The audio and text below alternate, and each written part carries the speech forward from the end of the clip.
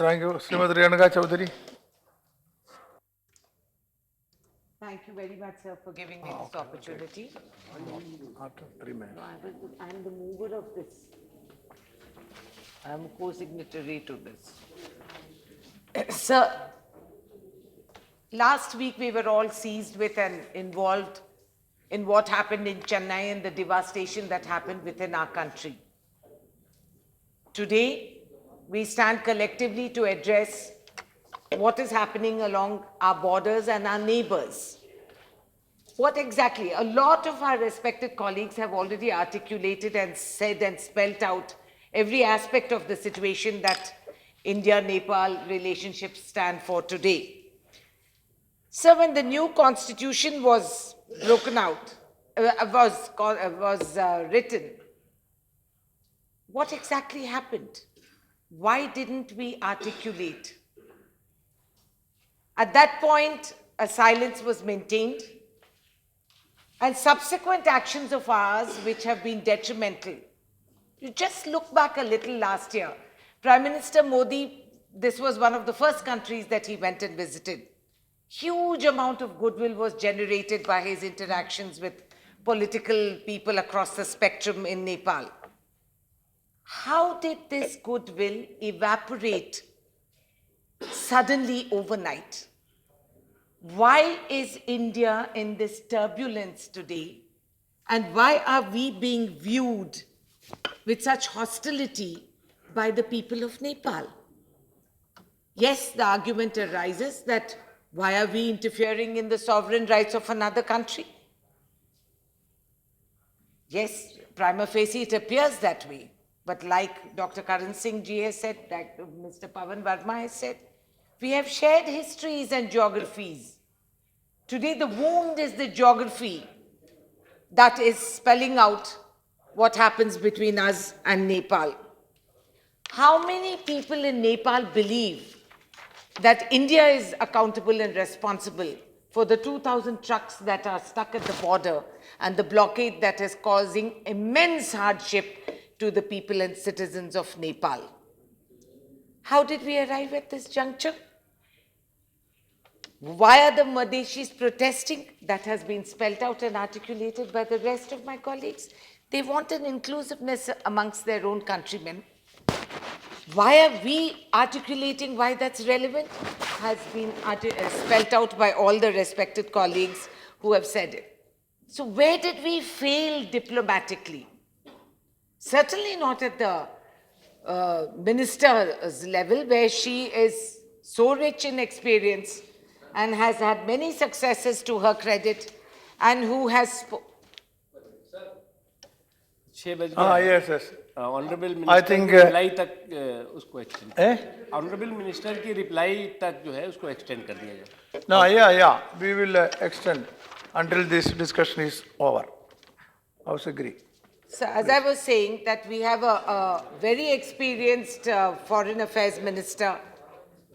Until it is But over. was she included? Was she allowed to spell out what was thought and perceived? What were the track to diplomatic solutions that were addressed, applied, or looked at?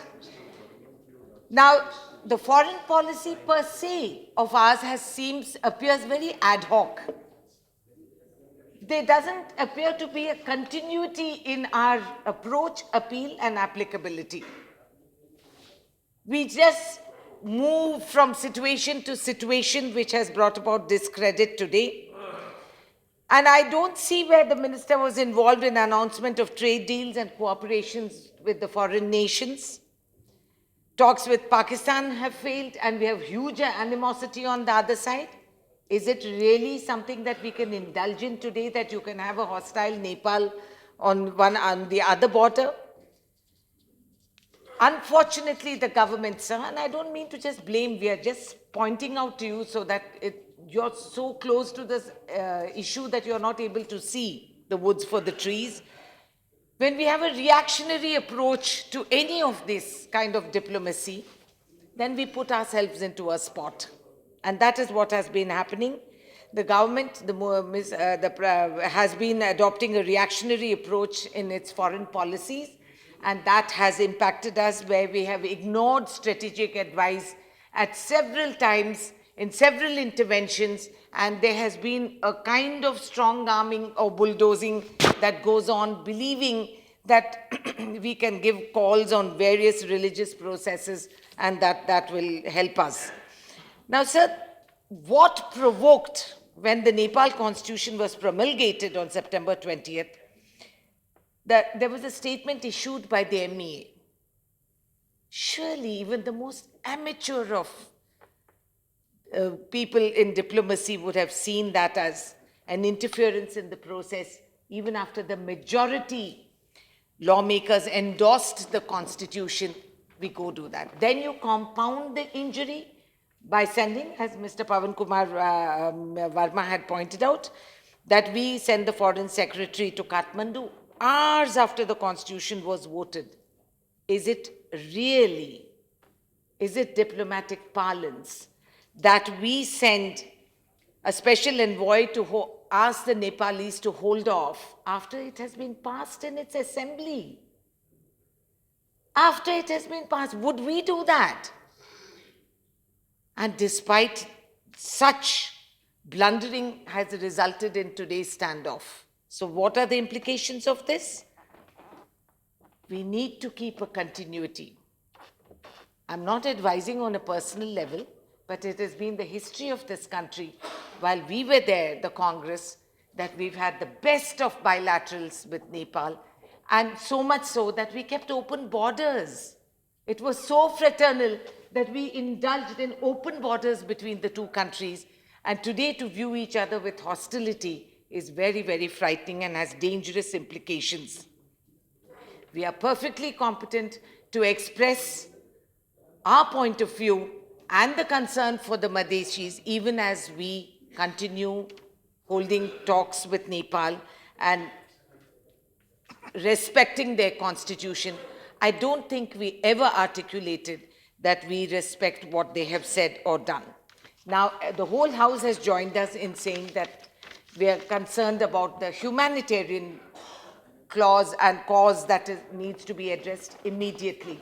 But of course, the children and the women who are put to hardships must be addressed immediately, and we must find ways in which we can. So I'm concluding in just a minute. And of course, the China factor has been said by everyone. We cannot afford to get belligerent or be Tarzan in our talks with Nepal and think it is a one-to-one issue, even as we leave the avenues open for others to interpolate there and cause anxiety on a growing aggression on different levels of other countries. We also cannot be seen as people who are associating only with discredited lot, or that we support the burning of their constitutions, which has been happening out there. There is a lot of violence there. Allying with anti-India radicals as we are perceived today, and that the internal dynamics of posturing and power sharing that is happening with people who are anti-India. And we need to, as quickly as possible, which I'm sure Sushma ji in her great competence will be able to allay not just Nepal's disquiet and fears and insecurity, but also of India, because we cannot divorce ourselves from Nepal or its many problems, because a lot of them and a lot of us, like I said, the wound is the geography today. Thank you. Thank you very much.